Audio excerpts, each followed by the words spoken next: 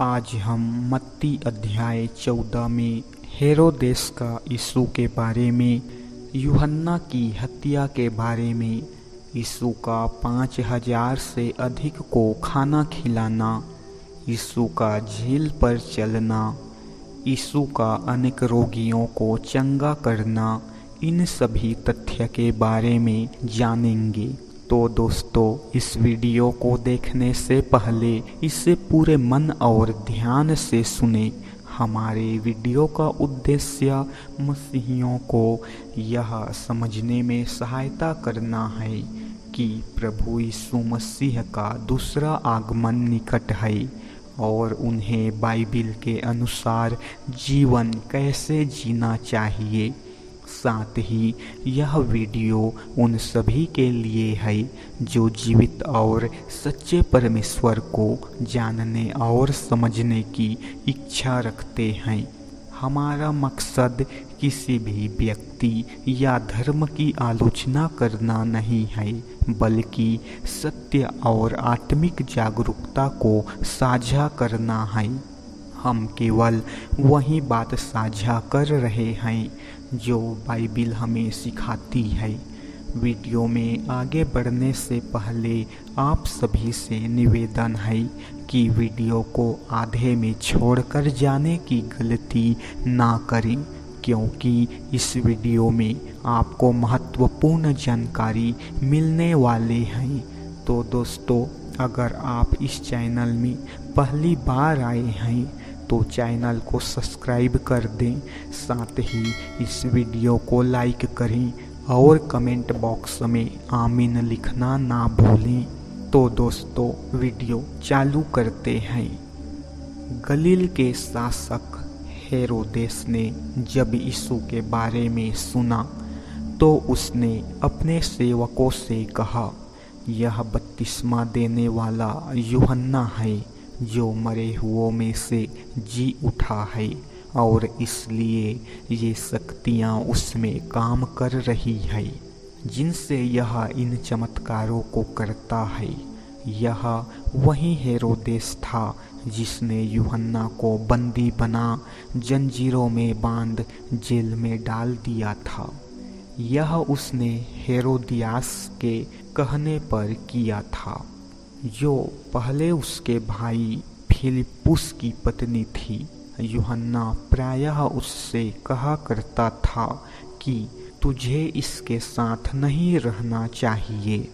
सो हेरोदेस उसे मार डालना चाहता था, पर वह लोगों से डरता था क्योंकि लोग यूहन्ना को नबी मानते थे।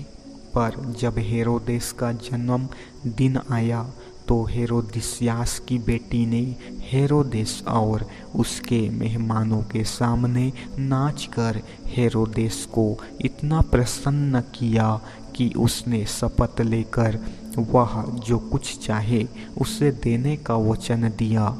अपनी माँ के सिखावे में आकर उसने कहा, मुझे थाली में रखकर बपतिस्मा देने वाले यूहन्ना का सिर दे। यद्यपि राजा बहुत दुखी था, किंतु अपनी शपथ और अपने मेहमानों के कारण उसने उसकी मांग पूरी करने का आदेश दे दिया।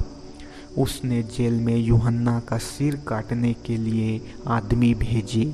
सो यूहन्ना का सिर थाली में रखकर लाया गया और उसे लड़की को दे दिया गया। वह उसे अपनी माँ के पास ले गई। तब यूहन्ना के अनुयायी आए और उन्होंने उसके धड़ को लेकर दफना दिया, और फिर उन्होंने आकर यीशु को बताया। जब यीशु ने इसकी चर्चा सुनी तो वह वहाँ से नाव में किसी एकांत स्थान पर अकेला चला गया, किंतु जब भीड़ को इसका पता चला तो वे अपने नगरों से पैदल ही उसके पीछे हो लिए। यीशु जब नाव से बाहर निकलकर किनारे पर आया तो उसने एक बड़ी भीड़ देखी।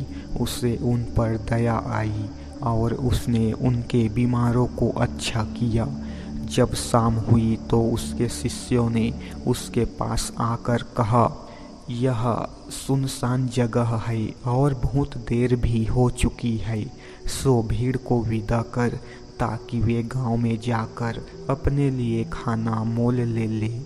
किंतु यीशु ने उनसे कहा, इन्हें कहीं जाने की आवश्यकता नहीं है, तुम इन्हें कुछ खाने को दो। उन्होंने उससे कहा, हमारे पास 5 रोटियां और 2 मछलियों को छोड़कर और कुछ नहीं है। यीशु ने कहा, उन्हें मेरे पास ले आओ। उसने भीड़ के लोगों से कहा कि वे घास पर बैठ जाए।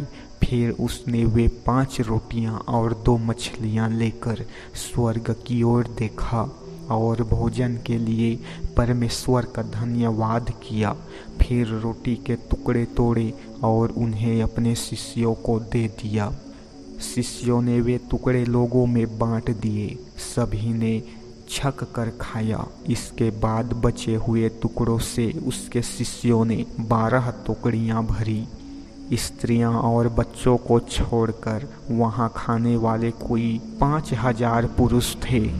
स्त्रियों और बच्चों को छोड़कर वहां खाने वाले कोई 5000 पुरुष थे।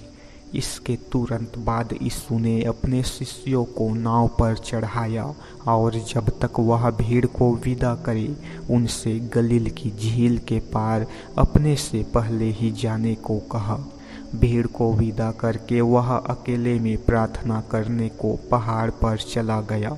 सांझ होने पर वह वहां अकेला था। तब तक नाव किनारे से मीलों दूर जा चुकी थी और लहरों में थपेड़े खाती डगमगा रही थी। सामने की हवा चल रही थी। सुबह कोई 3 और 6 बजे के बीच यीशु झील पर चलता हुआ उनके पास आया। उसके शिष्यों ने जब उसे झील पर चलते हुए देखा तो वह घबराए हुए आपस में कहने लगे, यह तो कोई भूत है। वे डर के मारे चीख उठे। यीशु ने तत्काल उनसे बात करते हुए कहा, हिम्मत रखो, यह मैं हूँ, अब और मत डरो। पतरस ने उत्तर देते हुए उससे कहा, प्रभु, यदि यह तू है तो मुझे पानी पर चलकर अपने पास आने को कह। यीशु ने कहा, चला आ। पतरस नाव से निकलकर पानी पर यीशु की तरफ चल पड़ा। उसने जब तेज हवा देखी तो वह घबराया। वह डूबने लगा और चिल्लाया, प्रभु मेरी रक्षा कर। यीशु ने तत्काल उसके पास पहुंचकर उसे संभाल लिया और उससे बोला, ओ अल्पविश्वासी, तूने संदेह क्यों किया? और वे नाव पर चढ़ आए। हवा थम गई। नाव पर सचमुच परमेश्वर का पुत्र है। नाव पर के लोगों ने यीशु की उपासना की और कहा, तू सचमुच परमेश्वर का पुत्र है। सो झील पार करके वे गन्नेसरत के तट पर उतर गए। जब वहां रहने वालों ने यीशु को पहचाना तो उन्होंने उसके आने का समाचार आसपास सब कहीं भिजवा दिया, जिससे लोग जो रोगी थे उन सबको वहां ले आए और उससे प्रार्थना करने लगे कि वह उन्हें अपने वस्त्र का बस किनारा ही छू लेने दे। और जिन्होंने छू लिया वे सब पूरी तरह से चंगे हो गए। इस प्रकार से प्रभु यीशु मसीह ने अपनी एक और महिमा दिखलाई। यीशु मसीह की जय। आमीन।